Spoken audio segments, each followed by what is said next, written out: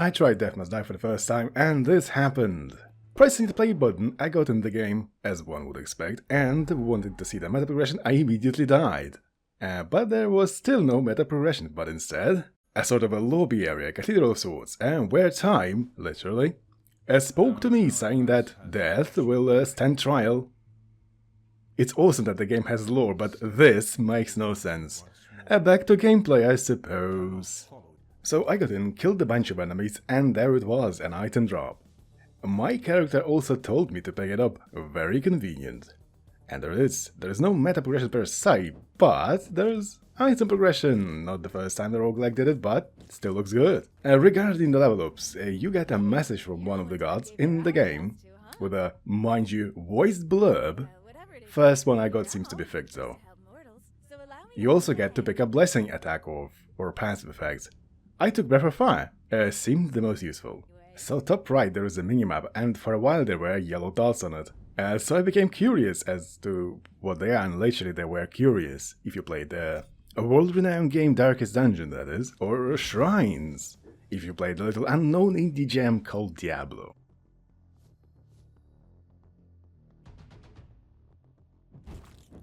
A bit of attack damage from this shrine. It appears that attack and spell damage are separate, but there is also a separate general damage affecting both. Convenient. I also picked up this incineration ability, which leaves fire on the ground after burning enemies die. Very useful. Also, combust ability makes burning enemies explode when they die. Also very useful, good lord. Also I died to the swarm of slimes, which is perfectly fine, and apparently dying unlocked me a stash. Scrolling it does not work even though there is a scroll bar, but this is fine. We're making progress. Another run, and hey, I got past the slimes. Happy times. Happy till the next boss encounter. I have killed the twin gargoyles before they fully killed me. But hey, this much death is enough to unlock one more character for me. This one is a wizard. I even got another lore blurb. After a quick stroll around the hall to see if something has changed, I dipped into the dark pool for yet another run. This time around I got an emo girl, "It's not a phase, mom!"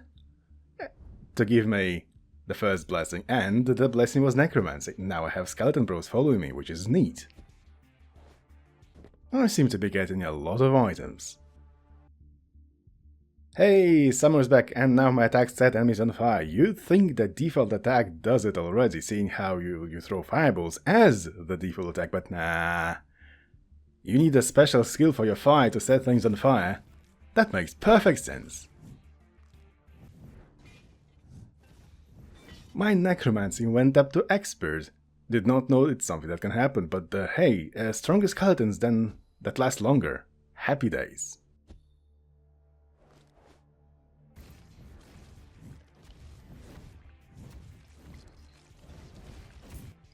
Then I died to slimes yet again, but it's fine. Let's see if there is anything new in the lobby.